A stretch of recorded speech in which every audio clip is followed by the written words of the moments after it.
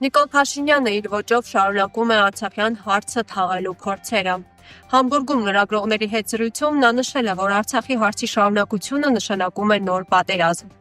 Ղարաբաղի հարցի շարունակությունը նշանակում է նոր պատերազմ, նոր զոհեր,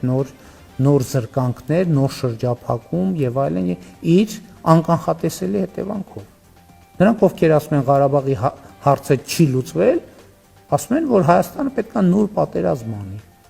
Երբ որ իրանք ասում են Հայաստանում կան ուժեր, որոնք ասում են նոր պատերազմ պետք է անի Հայաստանը,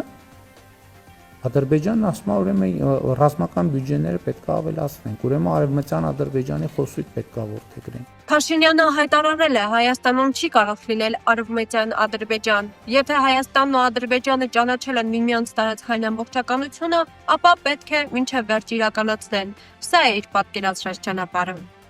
Կողմերը ճանաչում են միմյանց տարածքային ամբողջականությունը, ինքնիշխանությունը եւ քաղաքական անկախությունը։ Երկրորդ հոդվածում ասվում է, որ այդ հենքի վրա կողմերը միմյանցից չունեն տարածքային պահանջներ եւ պարտավորվում են ապագայում եւս չներկայացնել տարածքային պահանջներ։